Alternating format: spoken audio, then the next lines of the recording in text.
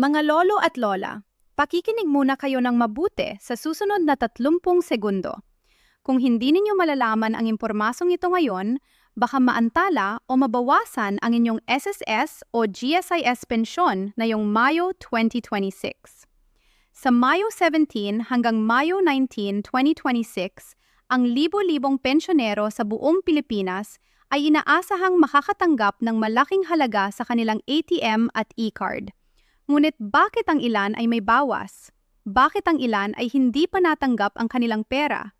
At paano ninyo malalaman kung tama ang halagang pumasok sa inyong account? Panoorin ninyo ang video na ito hanggang sa katapusan at hindi kayo magsisisi. Dahil ang impormasong ito ay maaaring magbago ng inyong buhay ngayong buwan na ito. Magandang araw po sa inyong lahat, mga mahal naming lolo at lola, mga magulang, mga anak, at sa lahat ng nagmamahal sa kanilang mga senior citizen sa pamilya. Narito kami muli upang ibahagi sa inyo ang pinaka-importanteng balita na dapat ninyong malaman bago dumating ang Mayo 19, 2026. Oo, kayo ay narinig ng tama. Mayo 19, 2026. Ito ang susunod na napakahalagang petsa para sa lahat ng SSS at GSIS pensioners sa buong bansa at gusto naming siguruhing handa kayo at may sapat na kaalaman bago pa man dumating ang araw na iyon. Kaya, kung kayo ay kasalukuyang nakaupong kumukuha ng pahinga, umupo ng mas komportable at pakinggan ang bawat salitang aming sasabihin sa video na ito. Walang bayad ang impormasyong ito. Libre ito para sa lahat. At hinihiling namin sa inyo na ibahagi ito sa lahat ng inyong mga kakilala, mga kapitbahay, at mga kamag-anak na maaaring kailangan ng ganitong mahahalagang impormasyon. Mga kababayan, bago natin pag-usapan ang pinakabagong balita para sa Mayo 17 hanggang Mayo 19, 2026, nais naming ipaalala sa inyong lahat ang isang bagay na mahalaga. Ang inyong pensyon ay hindi isang biyaya o regalo. Ito ay ang bunga ng inyong matagal na pagtatrabaho, ng inyong mga taon ng serbisyo at ng inyong mga kontribusyon na inihulog ninyo sa SSS or sa GSIS kahit sa inyong pinakamahirap na mga araw. Kaya naman, kayo ay may karapatang malaman ang lahat ng may kinalaman sa inyong pensyon. Huwag hayaang ang kawalan ng impormasyon ang maging dahilan kung bakit hindi kayo nakakakuha ng inyong nararapat na benepisyo. Ngayong Mayo 2026, ang isang malaking pagbabago ang nangyayari sa sistema ng pagpapalabas ng SSS at GSIS na pensyon. At sa paligid ng Mayo 17 hanggang Mayo 19, ang pinakamalaking wave ng pension release para sa buwan na ito ay inaasahang mangyayari. Ang release na ito ay hindi basta-basta. Ito ay bahagi ng isang maingat na pinlano at sistematikong proseso na tinatawag na staggered release schedule na isinasagawa ng parehong SSS at GSIS upang masiguro na ang bawat pensyonero ay makatanggap ng kanyang pensyon sa tamang oras, sa tamang halaga at sa pinakaligtas na paraan. Para sa mga hindi pa pamilyar sa salitang staggered, simple lang ang kahulugan nito. Hindi sabay-sabay na inilalabas ang lahat ng pensyon para sa buong bansa. Sa halip, nahahati ito sa iba't ibang araw ng buwan batay sa huling digit ng inyong SSS number or ng inyong GSIS account number. Ang sistema na ito ay ginawa para masiguro na ang mga bangko, ang mga ATM machine, at ang mga sistema ng SSS at GSIS ay hindi ma-overload ng sabay-sabay na transaksyon. At dahil dito, mas mabilis, mas tumpak at mas maaasahan ang pagpapalabas ng bawat pensyon para sa bawat miyembro. Para sa mga SSS pensioners, narito ang detalye ng pinakabagong release schedule para sa buwan ng Mayo 2026 na dapat ninyong isulat at itago. Ang mga pensyonero na ang kanilang SS number ay nagtatapos sa numero 1 at 2 ay inaasahang nakatanggap na ng kanilang pensyon sa paligid ng Mayo 10 at 11. Ang mga nagtatapos sa 3 at 4 ay sa paligid ng Mayo 13. Ang mga nagtatapos sa 5 at 6 ay sa Mayo 15 at 16. Ang iyong nagtatapos sa 7 at 8 at ito ang pinakaimportante ngayon ay sa paligid ng Mayo 17 hanggang Mayo 18. At ang mga nagtatapos sa 9 at 0 ay inaasahang makatatanggap ng kanilang pensyon mula Mayo 20 hanggang Mayo 22. Kaya, kung ang inyong SS number ay nagtatapos sa 7 o 8, ang Mayo 17, 2026 ay isang napakahalagang araw para sa inyo. At kung hindi pa ito natanggap bago dumating ang Mayo 19, 2026, oras na para kumilos at makipagtulungan sa inyong bangko o sa SSS mismo. Para naman sa mga GSIS pensioners, ang sistema ng pagpapalabas ng pensyon ay may kaunting pagkakaiba. Ang GSIS ay nagpapalabas ng pensyon sa pamamagitan ng ilang channels tulad ng GSIS e-card, Land Bank, Development Bank of the Philippines o DBP at Union Bank na may pakikipagtulungan sa GSIS.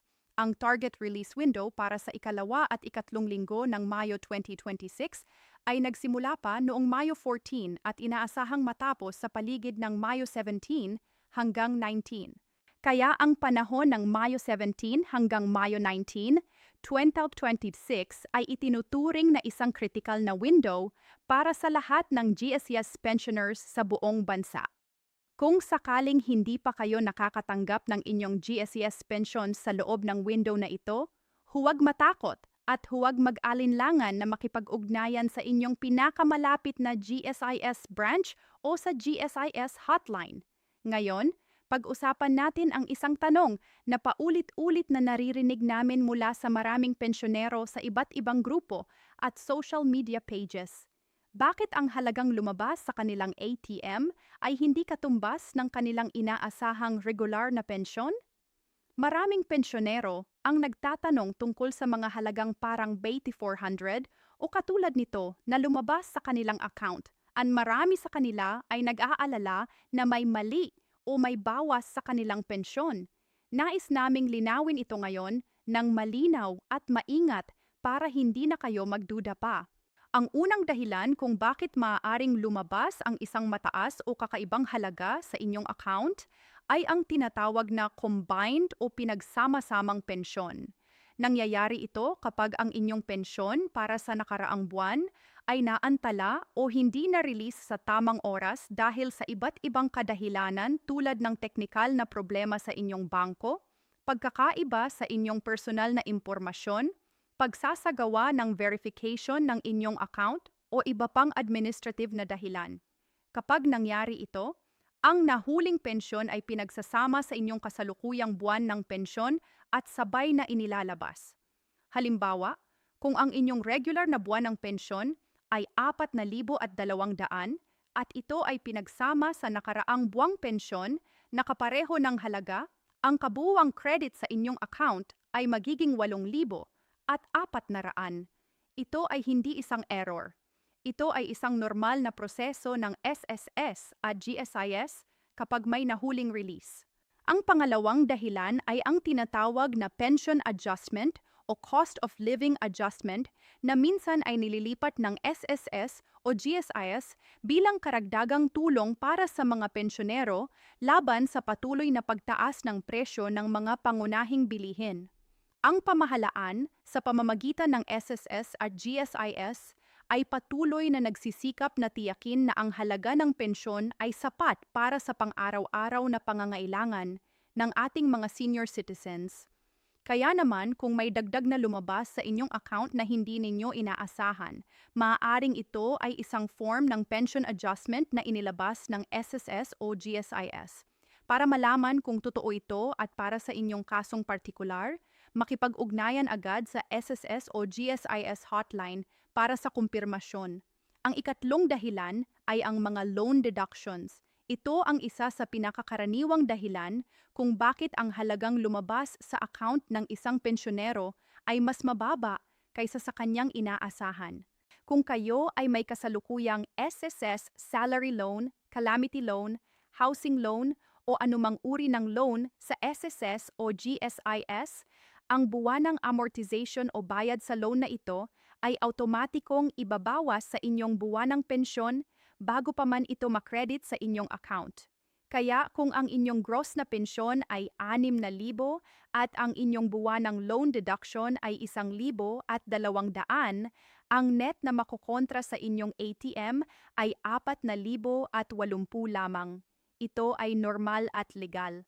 Ngunit importanteng malaman ninyo ang detalye ng inyong mga deductions para hindi kayo magulat at para masiguro rin na tama ang bawat bawas na inilapat sa inyong pensyon. Narito ang isang praktikal na kwento para mas madaling maunawaan ninyo ang mga konseptong ito. Si Lola Pilita, isang retiradong guro mula sa Laguna, ay may buwan ng SSS pensyon na 4,500. Noong Abril 2026, naantala ang kanyang pensyon dahil sa isang teknikal na problema sa kanyang BDO account na kailangan pang ayusin ng bangko. Nang dumating ang Mayo, lalo na sa paligid ng Mayo 17, ang kanyang account ay na-credit ng 2 buwang pensyon ng sabay. Ang halaga ay 9,000, nakatumbas ng 2 beses ng kanyang 4,500. Nang makita niya ito sa kanyang ATM, nagulat siya at nag-aalala na may mali. Ngunit nang tinawagan niya ang SSS hotline, napaliwanagan siya ng SSS representative na ang halagang ito ay resulta ng pinasamang Abril at Mayo na pensyon. Lahat ay tama at lahat ay wasto. Huwag tayong matakot na magtanong. Narito ang isa pang kwento. Si Tatay Rodrigo, isang dating pulis mula sa Nueva Ecija na nagretiro matapos ang 30 taon ng serbisyo. Ang kanyang GSIS Basic Monthly Pension ay 8,300, ngunit may GSIS Consolidated Loan siya na may buwanang deduksyon na 2,000. Kaya ang kanyang net na pensyon bawat buwan ay 6,300 lamang. Nang pumunta siya sa GSIS branch noong Abril upang magtanong kung bakit mababa ang kanyang pensyon, natuklasan niyang hindi niya alam na may automatic deduction pala siya. Sa tulong ng GSIS representative, naintindihan ni Tatay Rodrigo ang detalye ng kanyang loan at nagsimula na siyang mag-track ng kanyang loan balance. Kaya nga, mga kababayan, mahalaga ang malaman ninyo ang buong detalye ng inyong mga benepisyo at mga obligations sa SSS or GSIS. Ngayon, pag-usapan naman natin ang mga importanteng hakbang na dapat ninyong gawin bago dumating ang Mayo 19, 2026 at pagkatapos nito. Ang una at pinakakritikal na bagay ay ang tiyakin na updated ang inyong personal na impormasyon sa SSS o GSIS. Kasama dito ang inyong kasalukuyang address, ang inyong aktibong mobile number at ang inyong email address kung mayroon kayo. Ang SSS ay nagpapatupad na ngayon ng isang real-time SMS notification system.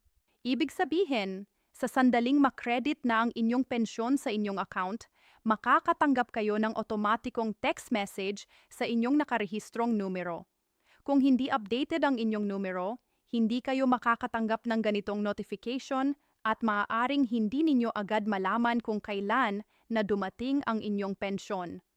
Para i-update ang inyong numero, maaari kayong pumunta sa pinakamalapit na SSS branch na may dalang valid ID at ang inyong Member Data Amendment Form o maaari din itong gawin online sa pamamagitan ng My SSS portal.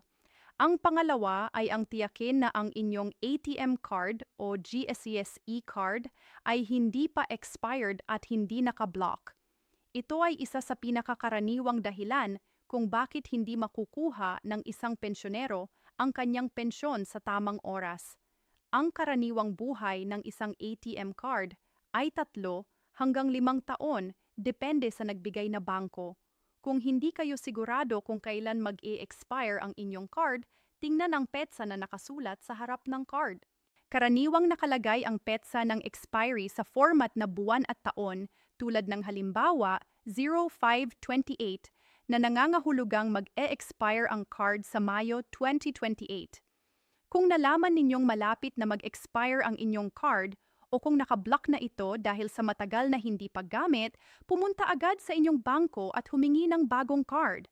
Ang pagpapalit ng card ay libre para sa karamihan ng mga pensyonero, ngunit maaaring mayroon itong processing time na 1 hanggang 2 linggo, kaya huwag ninyong hintayin na mag-expire bago kumilos.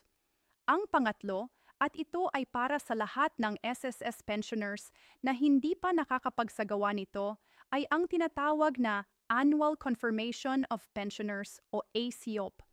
Ito ay isang mandatory na proseso na isinasagawa isang beses bawat taon na karaniwang sa buwan ng inyong kaarawan. Ang layunin ng ACOP ay patunayan sa SSS na kayo ay buhay pa at patuloy na karapat-dapat sa pensyon. Kung hindi ninyo gagawin ang ACOP sa loob ng itinakdang panahon, ang inyong pensyon ay automatikong masususpende ng walang abiso. At kapag nasuspende na, mas mahirap at mas matagal ang proseso ng pag-activate ulit nito.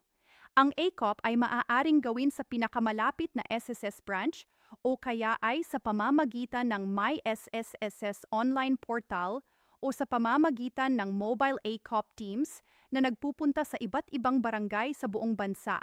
Makipag-ugnayan sa inyong barangay hall para malaman kung kailan darating ang mobile ACOP team sa inyong lugar. Para naman sa GSIS pensioners, ang katumbas ng ACOP ay ang Annual Pensioners Information Update. Ito ay maaaring gawin sa pinakamalapit na GSIS branch o sa pamamagitan ng GSIS iZone online portal sa gsis.gov.ph. Huwag palampasin ang deadline na ito dahil ang kahihinatnan ay pareho, ang suspensyon ng inyong pensyon. At kapag nasuspende ang pensyon, hindi lang kayo magdurusa ng kawalan ng kita, kundi kailangan pa ninyong dumaan sa matagal na proseso ng pag-aayos ng inyong account. Ang ikaapat na bagay na dapat ninyong gawin ay ang maging mapanuri at maingat sa mga scam at pekeng text messages at mga tawag na nagpapanggap na galing sa SSS o GSIS. Ngayong panahon, ang mga manloloko ay nagiging mas matalino at mas desperado. Maraming ulat ng mga pensyonero na nakatanggap ng mga text message na nagsasabing ang kanilang pensyon ay naka-hold, nakasuspend o kailangan ng verification at may kasamang link na dapat i-click para maayos ang kanilang account. Tandaan ninyo itong mabuti. Ang SSS at GSIS ay hindi nagpapadala ng mga link sa pamamagitan ng SMS para sa mga sensitibong transaksyon. Ang mga opisyal na mensahe ng SSS ay nagmumula lamang sa numerong FAR626 at ang mga GSIS notification ay nagmumula sa mga opisyal na contact numbers lamang. Kung makatanggap kayo ng kahina-hinalang mensahe o tawag, huwag ninyong ibigay ang inyong personal na impormasyon tulad ng OTP, PIN, password o account number. Direktang tumawag sa SSS hotline sa numero 155 or sa GSIS hotline sa 1888 upang i-verify ang inyong account status ng personal. Para sa mga bagong pensyonero na nagsimula pa lamang makatanggap ng kanilang SSS or GSIS pension ngayong 2026, nais naming ipaliwanag ang isang bagay na maaaring mangyari sa inyong unang ilang buwan ng pagtanggap ng pensyon. Karaniwan, ang mga bagong pensyonero ay nakakaranas ng delay sa kanilang unang ilang release ng pensyon habang pinoproseso pa ang lahat ng kanilang mga dokumento at habang nire-review ng SSS or GSIS ang kanilang aplikasyon. Dahil dito, maaaring ang inyong unang credit ay maglalaman ng napakaraming buwan ng pensyon na pinagsama-sama. Huwag kayong matakot sa mataas na halagang ito. Ito ay normal at inaasahan.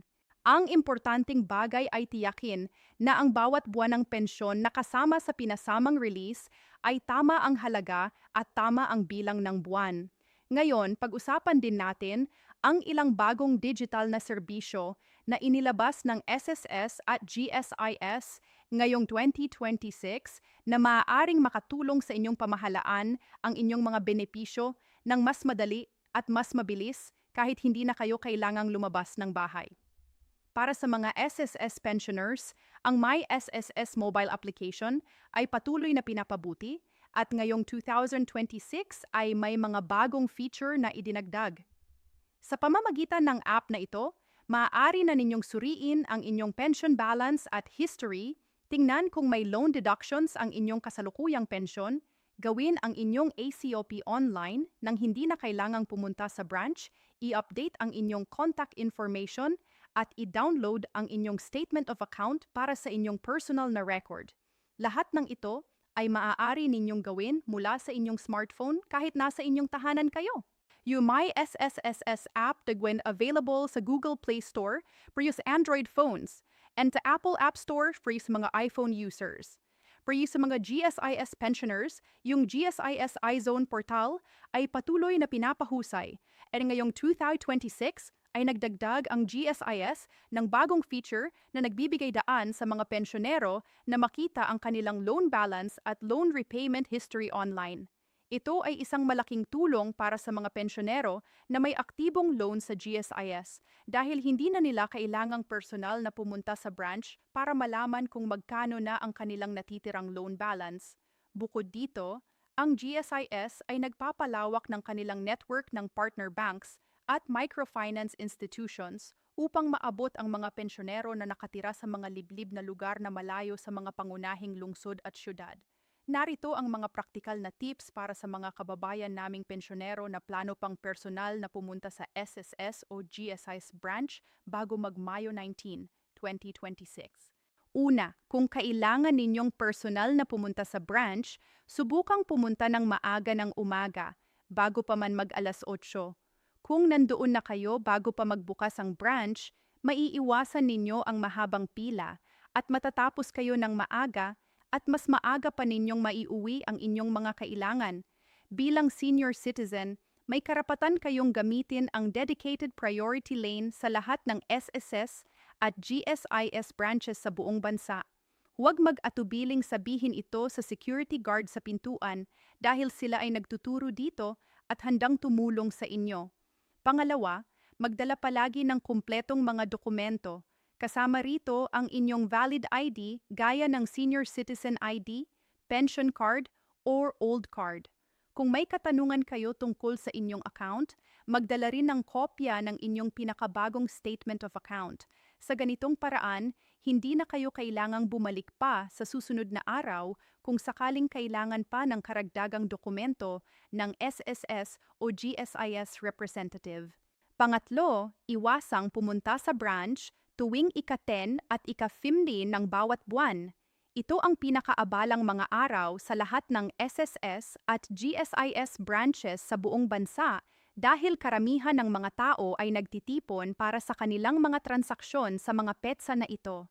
Pumunta sa ibang araw ng buwan kung maaari. Para sa inyong mga katanungan tungkol sa pension release para sa paligid ng Mayo 17 hanggang Mayo 19, 2026, mas mainam na pumunta sa branch sa pagitan ng Mayo 20 hanggang 22 kung hindi pa na-credit ang inyong pensyon sa tamang oras. Dagdag na lamang na ang mga linya ay mas maikling sa panahong iyon at mas mabilis ang serbisyo. Ika-4, kung hindi kayo masyadong komportable sa paggamit ng mga digital na serbisyo o mga smartphone, isaalang-alang ang paghingi ng tulong sa inyong mga anak, apo o mga kamag-anak na may sapat na kaalaman sa teknolohiya. Maraming proseso ng SSS at GSIS ngayon ay mas madaling gawin online.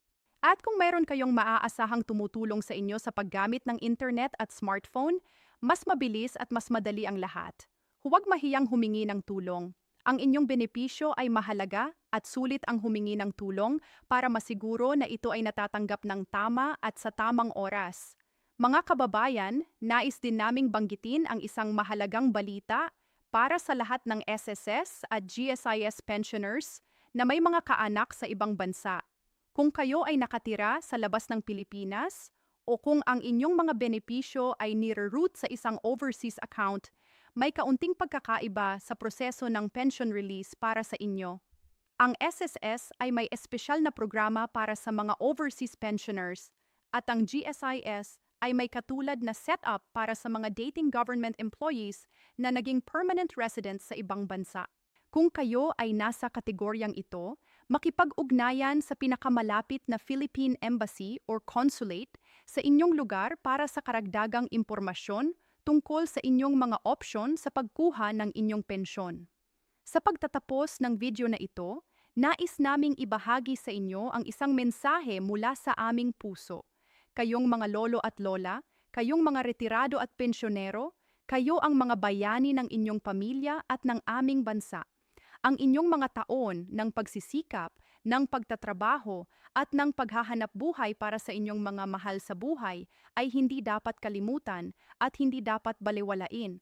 Ang inyong pensyon ay isang simbolo ng inyong karangalan at ng inyong dedikasyon sa inyong trabaho at sa inyong pamilya. Kaya naman, ipagtanggol ninyo ang inyong mga karapatan. Huwag kayong mahiyang magtanong, huwag kayong mahiyang mag-follow up at huwag kayong mahiyang humingi ng tulong kung kailangan ninyo ito. Para sa lahat ng inyong katanungan at pangangailangan, narito ang mga pinaka-importanting numero na dapat ninyong itago. Para sa SSS, ang hotline ay 455. Available ito tuwing Lunes hanggang Biyernes mula alas 7 ng umaga hanggang alas 12 ng tanghali. Para sa GSIS, ang hotline ay 1888 o kaya ay 0288474747. Ang opisyal na website ng SSS ay www.ss.gov.ph at ang para sa GSIS ay www.gsis.gov.ph. Para sa MySSS app, ito ay available sa Google Play Store at Apple App Store. Ang lahat ng serbisyong ito ay libre at available para sa lahat ng pensyonero sa buong Pilipinas. Huwag kalimutang ibahagi ang video na ito sa inyong mga mahal sa buhay, lalo na sa mga lolo at lola na maaaring hindi pa nakakaalam ng mga importanteng impormasyong ito. Ang isang share lamang ninyo ay maaaring makapagligtas ng pensyon ng isang kapwa pensyonero na nasa pangangailangan. At kung gusto ninyong patuloy na makatanggap ng pinaka-updated na impormasyon tungkol sa SSS, GSIS, PhilHealth, ayon sa lahat ng benepisyo para sa inyong kapakanan, mag-subscribe na sa aming channel at i-click ang bell button para hindi na kayo makaligtaan pa ng kahit isang importanteng update. Mahal namin kayo at nandito kami para sa inyo. Maraming salamat at hanggang sa muli.